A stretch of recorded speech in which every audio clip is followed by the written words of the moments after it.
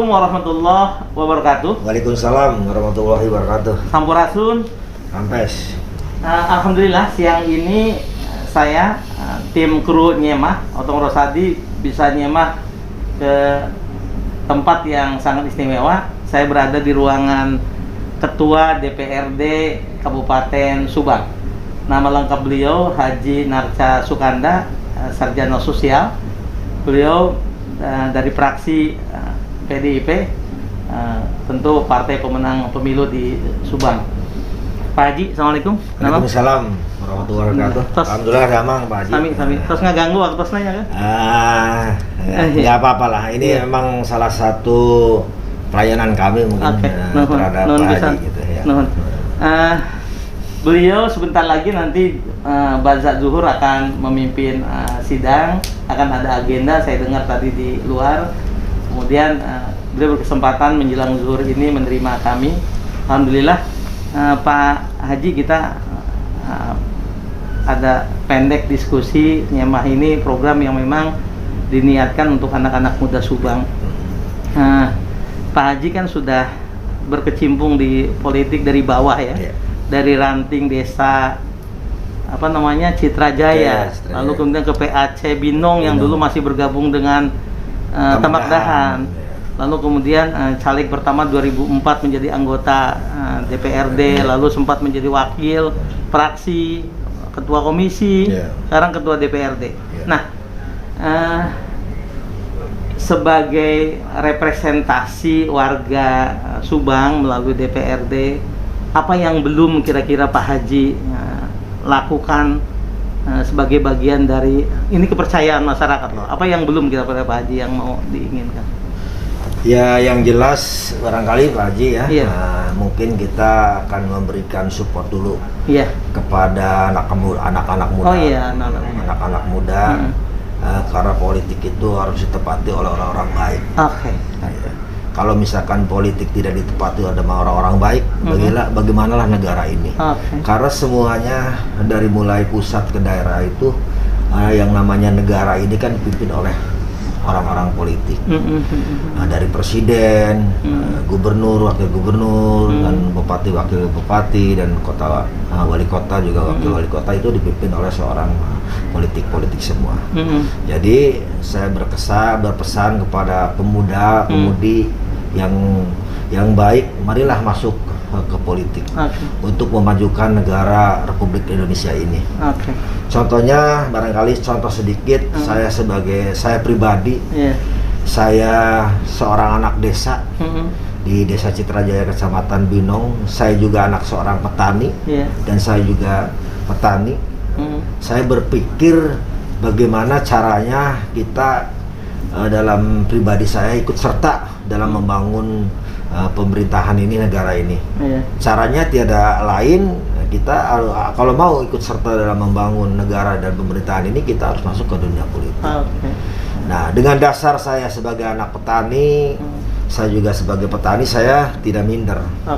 Akhirnya saya masuk ke dunia politik dari mulai tahapan ranting di Desa Cidajaya, terus juga naik ke PAC, dan saya memberanikan mencalonkan diri sebagai perwakilan petani yang ada di Kabupaten Subang. Dan alhamdulillah saya terpilih menjadi anggota DPRD kala itu. Dan saya juga di politik tidak ujuk-ujuk, saya step demi step, dan alhamdulillah di jabatan yang keempat ini saya dipercaya oleh partai dan masyarakat menjadi ketua DPRD. Dan saya juga berupaya sesuai dengan tentunya dengan tugas, fungsi dan wewenang DPRD ya, Pak Haji. Waktu itu saya sebagai anggota biasa juga saya melayani, karena pemilih saya petani. Saya juga mendorong tentang kebutuhan sarana dan prasarana pertanian, tentunya melalui Dinas Pertanian, karena teknisnya kan ada di sana. Kira-kira apa yang anggaran yang diperlukan oleh petani, saya support ke Dinas Pertanian. Dan kemarin juga di periode kedua saya di Komisi 1 terkait dengan pemerintahan.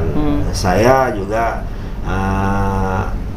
kemarin mendorong juga banyak yang sukuan-sukuan, yang honorer yang begitu lama berbakti kepada pemerintah daerah ini, dia harapannya jadi PNS tidak terpenuhi jadi PNS. Makanya kemarin dorong saya juga ke pemerintah pusat, maka muncullah K2.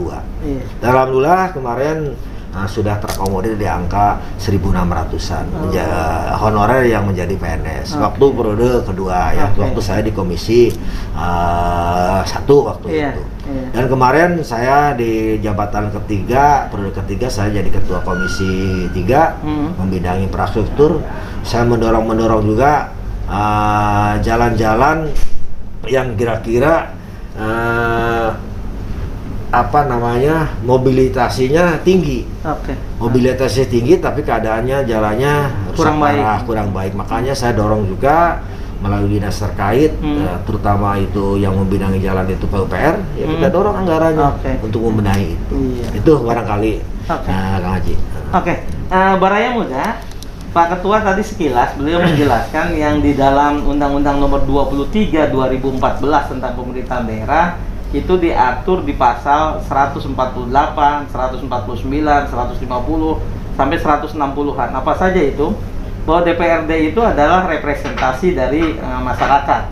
Kemudian DPRD mempunyai 3 fungsi pokok, yaitu pembentukan peraturan daerah, kemudian pengawasan, dan satu laginya budgeting anggaran. Nah, melalui 3 fungsi inilah kemudian masing-masing anggota dewan ia menjalankan fungsi untuk menangkap aspirasi masyarakat lalu menyampaikan. Pak Ketua tadi sudah menyampaikan apa saja program-program yang sudah dikerjakan. Masih ada hutang kira-kira Pak Haji, apa yang harus dilakukan Pak Haji? Setelah banyak yang dilakukan ini. Yang namanya hutang selalu hutang. Ada ya. Karena kebutuhan masyarakat itu selalu bergulir. Betul, terus bertambah. Ini terpenuhi, ada muncul lagi keinginan yang baru. Ini terpenuhi, ada lagi muncul yang bahkan nih kalau misalkan contoh juga infrastruktur. Otomatis ini yang rusak dibetulin baik, yang tadinya baik juga menjadi rusak lagi. Karena itu namanya alam lah, tentang alam itu. Maka dari itu kita selalu berbuat lah sebaik mungkin bagaimana kita berupaya untuk bisa memenuhi kebutuhan masyarakat itu. Yang tentunya mungkin ya yang tadinya kebutuhannya untuk masyarakat itu banyak, Haji, mungkin diminimalisir, jadi tambah lebih sedikit. Paling tidak ketika tidak cukup ke atas, tidak seluruhnya bisa terpenuhi, sebagian besar yang mereka inginkan sudah kita lakukan gitu Pak Haji. Sesibuk itu 4 periode, kira-kira bagaimana mengatur waktu dengan keluarga Pak Haji, Pak Ketua? Ya, kita keluarga udah memahami ya, mungkin keluarga juga sering berkomunikasi juga dengan istri-istrinya anggota dewan yang lain. Jadi walaupun bagaimana kan namanya kegiatan DPRD itu kan banyak lah. Kayak sekarang hari ini aja kan kita jam 1 nanti sidang paripurna kan gitu untuk laporan hasil reses terbin kedua kan. Sekarang menerima Pak Haji. Setelah itu juga kita ada juga acara undangan ke Bupati untuk virtual dengan Pak Presiden kan, terkait dengan bagaimana rencana APBN dan APBD tahun berikutnya. Yang selanjutnya juga ada, setelah itu juga hari ini juga kita ada undangan tadi dari DPC Partai. Kita adakan rapat terkait dengan persiapan raker CAP kan gitu. Begitu padatnya, tapi alhamdulillah kita dengan memberikan pengertian kepada keluarga, juga kita juga menyempatkan selalu berkumpul dengan keluarga walaupun waktu sedikit. Mungkin kita yang menjelas yang penting kualitasnya dan kita berbagi itu harus bisa lah terhadap waktu-waktu yang dimanfaatkan oleh kita, oleh kami, terutama oleh saya kan gitu. Itu mungkin Kang Haji. Baraya Muda, di bagian awal tadi Pak Ketua DPRD kita sudah memberikan atau menumpahkan harapan kepada generasi muda. Kebijakan atau semua hal di masyarakat ini karena ada kebijakan dari pemerintah. Kebijakan pemerintah diambil oleh politisi, dan politisi itu harus diisi oleh anak-anak baik, orang-orang baik. Karenanya ada pesan khusus Pak Ketua nggak untuk anak-anak muda, apa yang harus disiapkan oleh mereka? Ini 3 orang yang bareng dengan saya ini, apa yang disiapkan kalau mau jadi politisi ini? Kira-kira apa Pak Ketua? Jadi kita itu di politik yang pertama dulu gitu kan, kita jangan minder lah. Jangan minder. Apa yang ada di benak kita, kita sampaikan. Biar tujuan kita orang lain juga tahu bagaimana caranya untuk bisa melakukan perubahan-perubahan, terutama perubahan-perubahan di daerahnya kan gitu. Jadi kalau misalkan kita politik tidak diisi dengan orang-orang baik seperti adik-adik ini, bagaimana negara ini kan gitu, bagaimana pemerintah ini. Maka orang-orang baik itu kita harus ada tekad untuk masuk ke dunia politik. Karena pemerintahan dan negara ini bisa berjalan dengan baik, diisi oleh politisi harus orang baik gitu. Makanya anak muda harus. Maka dari itu masuk politik kita jangan minder lah. Kita harus ada keberanian, karena yang menentukan kebijakan pemerintah dan negara itu kan orang-orang politik. Gitu. Kalau orang-orang politiknya bukan orang-orang pinter, gimana negara ini? Ini ada tren nih Ketua. Ada tren mereka yang berangkat dari bawah seperti Ketua, itu tiba-tiba sekarang ada tren tiba-tiba kader-kader yang memang mendadak begitu. Kader yang mendadak. Apa pesan kepada anak-anak muda ketika melihat anaknya si tokoh anu, anaknya si pejabat anu kok tiba-tiba bisa masuk? Padahal mereka yang dari bawah gitu, apakah harus takut mereka dengan itu? Ya jangan takut. Kita ya sama-sama. Karena pintu politik itu terbuka untuk semuanya. Bukan untuk anaknya A, anaknya B. Kita kan membuka semuanya. Siapa yang mau ke politik ya silakan. Kita berbuat di sana. Toh di politik juga kita ada kaderisasi. Ada kaderisasi. Tahapannya ada sesuai dengan kader media, Pratama kan gitu, sampai bahkan ada sekolah partai bahkan ada sekolah partai, sekolah kebangsaan itu. Ya intinya kita jangan minder lah. Jangan takut masuk ke dunia, jangan partai politik. Kita karena salah satu kita ikut serta untuk melakukan perbaikan pemerintah dan negara ini ya masuk ke politik. Karena yang menentukan kebijakan di sana. Pak Ketua, terima kasih. Di 2 kesempatan terakhir ini saya ingin bertanya soal ini Pak Ketua. Apa mimpi Pak Ketua untuk desain Subang yang lebih baik ke depan itu? Kira-kira apa yang mesti dilakukan oleh Pak Haji Rohimat dan Pak Agus Maskur dengan Bapak bersama-sama sebagai unsur pemerintahan daerah gitu kan? Apa kira-kira 2 tahun ke depan ini yang harus dilakukan itu? Karena kemarin refocusing kan? Nah, gimana tuh Pak? Ya semua orang kan punya mimpi, punya harapannya. Kang Haji, harapan saya kan gitu kan, dengan kemarin adanya Pak Presiden menunjuk Subang menjadikan kan gitu, Subang dijadikan pembangunan Patimban di sana. Itu kan salah satu daya tarik Subang. Untuk bagaimana caranya Subang itu bisa dikenal kan gitu, baik dikenal di wilayah Jawa Barat, Indonesia, bahkan orang katanya Asia Tenggara. Mungkin dengan adanya pembangunan Patimban itu kan nanti akan ada istilahnya masukan juga kan, karena di sana kan ada barang keluar masuk, otomatis di sana juga ada tenaga kerja juga, pertumbuhan ekonomi baru di sana. Karena mudah-mudahan kan dengan ada salah satu itu Subang akan lebih meningkat perekonomiannya. Di samping itu juga karena kemarin juga kita terganggu oleh refocusing, anggaran kita disunat dan akhirnya kita juga ada salah satu kegiatan yang tidak bisa dilaksanakan karena di refocusing itu kan. Dan juga kemarin saya udah ngobrol sama Bupati juga, Pak Bupati, Subang walaupun bagaimana kita harus bisa bersaing dengan daerah kabupaten lain. Maka dari itu yang konon Subang katanya tidak ramah investor, kita ramahkan investor. Sekarang karpet merah untuk investor. Dengan bila perlu kalau misalkan ada investor yang masuk ke Subang, ya kalau benar-benar dia punya uang, silakan jalan dulu. Masalah perizinan sambil berjalan. Sambil berjalan. Yang penting kita bisa meningkatkan perekonomian Subang. Itu salah satunya. Pak Presiden aja sudah begitu, kenapa tidak Subang? Salah satunya itu kita buka ramah investor untuk Subang. Karena kita agar bisa bersaing dengan kabupaten daerah wilayah sekitarnya, seperti Kerawang, Bandung dan lainnya kan kita ketinggalan. Mungkin dengan itunya kan nanti kan akan pindah itu investor dari Kerawang bisa ke Subang, Bandung bisa ke Subang. Bara ya, di kesempatan terakhir ini pertanyaan wajib kepada yang kita semahi, Pak Ketua. Ketika perjalanan dari bawah, dari ranting, PAC, kemudian anggota biasa, wakil ketua fraksi, kemudian komisi ya, kan ada sosok, ada figur yang menjadi prototipe, menjadi contoh. Mengapa Pak Ketua yang anak petani dari Citra Jaya begitu, dari kampung, kemudian berani mengambil pilihan untuk menjadi politisi? Siapa sosok itu dan mengapa itu yang dipilih, Pak? Ya mungkin ada pesan juga dari orang tua saya sebelum meninggal. Dia berpesan.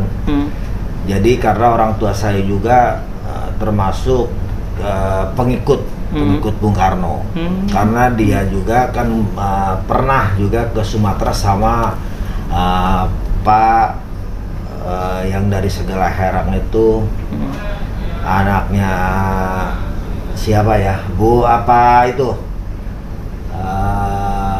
tokoh Subang yang ke Sumatera itu, ya PS itu Partisan Siliwangi. Oh itu. Iya, Partisan Siliwangi. Saya sering Amapura. Jadi orang tua saya pernah ikut ke sana ke Sumatera sama Pak Amapura. Pak Amapura itu salah satu kepercayaan dari Bung Karno untuk bagaimana mengawal imigrasi saya di sana gitu kan, untuk bisa memisahkan antara di sana kan dulu kan masih banyak harimau, banyak gajah, untuk bisa menyingkirkan binatang-binatang buas itu, karena ini mau ditepati oleh imigrasi itu. Orang termasuk orang tua saya juga ikut ke sana. Jadi dia juga di samping ikut Amapura juga pengikut. Itu tahun 60-an kan? Pengikut Bung Karno juga, karena sama Amapura itu salah satu orang yang kepercayaannya Bung Karno. Gitu dia pulang ke Jawa lagi gitu, berumah tangga, dia berpesan kepada saya, nanti kalau misalkan kamu sudah ada punya hak milih, kamu harus menentukan pilihannya anak turunannya Bung Karno, ke ideologis itu. Karena dia pengikut Bung Karno. Dan akhirnya saya juga karena pesan itu, begitu ada PD Perjuangan gitu, yang ada terahnya Bung Karno, termasuk saya pribadi karena pengagum Bung Karno, karena saya juga petani, karena teori-teori marahannya, saya juga sempat baca bagaimana marahanisme itu kan. Akhirnya saya tertarik ikut masuk ke PD Perjuangan. Di samping ada pesan orang tua kan gitu, karena orang tua juga pengikut Bung Karno kan gitu. Terus juga saya tertarik karena dari buku-bukunya, karena marhaenisme itu, saya juga seorang petani, akhirnya saya masuklah ke PD Perjuangan. Gitu. Jadi memang Pak Ketua ini, Pak Haji Natya Sukanda atau lebih dikenal dengan Haji Cecep, di kampungnya di Citra Jaya, beliau memang terbentuk secara biologis dari seorang ayah yang pengagum Bung Karno. Secara ideologis juga beliau sampai kuliah di STKS, lalu kemudian kembali, dan akhirnya secara ideologis beliau mengikuti jejak dari Terah Soekarno, menjadi seorang yang marhaenis, lalu kemudian mengabdikan dirinya melalui dunia politik begitu ya Kang. Mengingat soal Amadipura, meskipun ini sudah segmen akhir, saya jadi ingat mertua saya, kakeknya si bungsu ini, Pak Haji Saripudin yang sekarang masih sakit, sedang pemulihan. Itu beliau juga partisan Siliwangi, dan sering bilang beliau partisan, tetapi karena tidak mencintai dunia politik, lebih ke dagang, paling ngobrol-ngobrol otong itu ada Amapura, dia partisan Siliwangi, Silih Asa, Silih Asi, Silih Asu. Bara ya, di bagian penutup seperti biasa saya mau menyimpulkan 3 hal di pertemuan Nyemah kali ini, Nyemah istimewa dengan Ketua DPRD di ruang Ketua. Yang pertama, pesan beliau adalah untuk generasi muda, jangan takut, jangan khawatir, jangan malu-malu tunjukkan personil dirinya, tunjukkan kemampuannya untuk berpartisipasi dalam dunia politik. Kemudian yang kedua, karena seluruh kebijakan dari mulai pusat sampai daerah itu ditentukan oleh kebijakan politik, maka dunia politik harus diisi oleh orang-orang baik. Siapa orang-orang baik itu? Ya kita-kita lah. Karena kalau tidak diisi orang baik, maka diisi oleh orang yang kurang baik. Itu pesan beliau yang kedua. Dan yang ketiga, Subang di masa datang, ketika sudah ada Patimban, industrialisasi, itu mengharapkan generasi muda beliau untuk siap-siap mengisinya. Jadi Subang adalah milik kita semua, generasi muda yang harus menyiapkan diri untuk menghadapi industrialisasi di Subang. Terima kasih Pak Ketua, waktunya sudah tersita. Nyemahnya merepotkan Bapak tentu. Nuhun. Terima kasih kembali Pak Haji. Itu saja barangkali ya. Oke, mangga sami-sami. Saya juga sama mengucapkan terima kasih atas dialognya, komunikasinya. Inilah salah satu barangkali kita memberikan salah satu pesan dan kesan lah buat generasi kita. Sukses itu terbuka untuk siapa saja, asal kita punya upaya yang kuat untuk mencapai kesuksesan itu. Nun, kami. Baraya, kita tutup dengan sama-sama. Assalamualaikum warahmatullahi wabarakatuh dan sampurasun.